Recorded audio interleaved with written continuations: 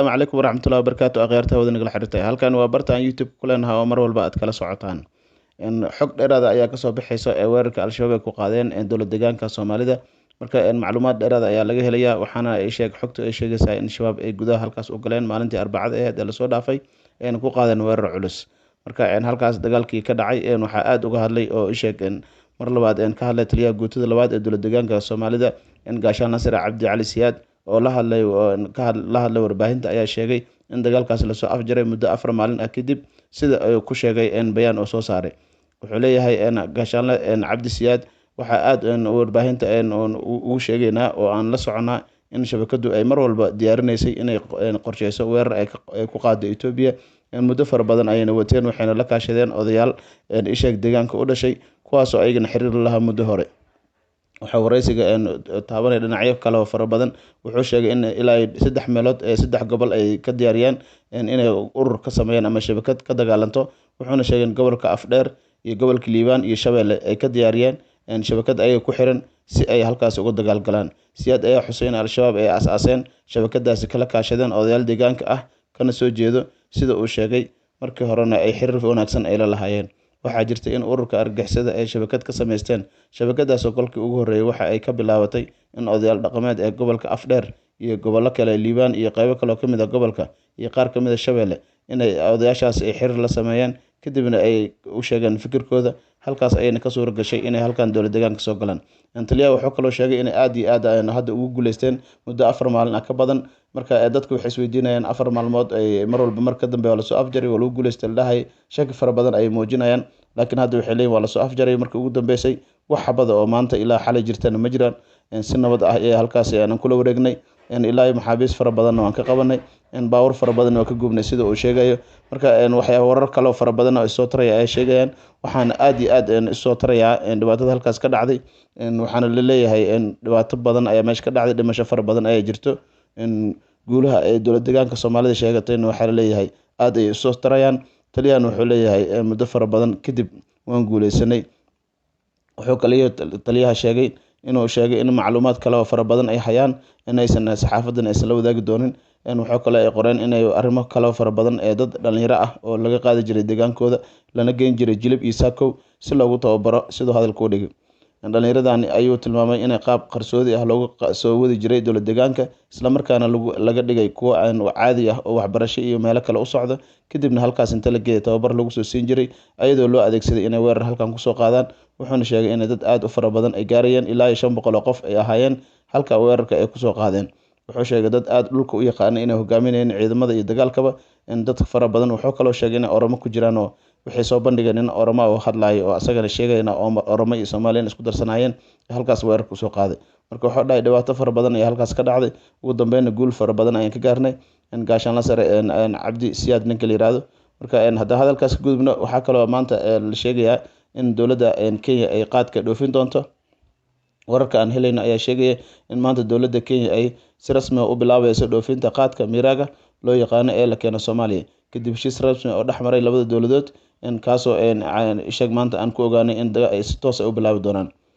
ganacsada qaadka miiraga oo la hadlay warbaahinta ayaa sheegay in maanta ay ku beegantahay 24 bisha July bilaabi doonaan dhoofinta qaadka waxaana la filayaa in diyaaradaha qaadka ay maanta si toos uga degaan garoonka Cadde ee magaalada Muqdisho sidoo kale ganacsada ayaa ugu mahad celiyay labada dowladood oo ka heshiiyay dib u bilaabashada qaadka kadib markii uu muddo xirnaa waxayna aad uga xumaadeen xirnaanshaha faraha badneed oo jaadka 3 sano ku dhawaad ah oo dowladda Farmaajo ay ka mamnuucday qaadka dhinaca kale waxa wali taagan dood u dhaxayso ganacsatada Soomaalida ee qaadka iyo shakhsiyaad ay ku eedeeyeen in loo diray keenista qaadka si macnaha ay kaliya u keenaan dalka guddiga ganacsatada ayaa madaxweynaha ka codsaday inay soo fargeliyo arrintan oo ka cabashadooda ay aad u gaarayso madaxweynaha sidoo kalena waxay sheegeen in dad qaas ah loo xiro qaadka inay aad ugu xun yihiin taasina aysan ku habboonayn in qof loo xiro hadalkan ayaa ku soo aaday iyada oo Soomaalidu ay ku dhawaaqday inay dib u furtay qaadkii Kenya kadib markii heshiis ay wada gaareen madaxweynaha Soomaaliya iyo madaxweynaha Kenya Xassan Maxamuud iyo Uhuru Kenyatta kuwaas oo dhawaan ku kulmay magaalada Nairobi waxaana Soomaalida iyo Kenya ku heshiiyeen in la xoojiyo xiriirka labada dal ee dariska ah si kastaba ahaatee xiriirka dowladda Soomaalida iyo Kenya ayaa hadda isbedel weyn ku yimid kadib markii doorashadu isheeg 15 bishii May madaxweyne Xasan Sheekh Maxamuud loo doortay madaxweynaha Soomaaliya, taasoo dowladda Kenya ay aad ugu faraxday. Dad fara badan ayaa isweydiinaya, waxay leeyihiin qaadka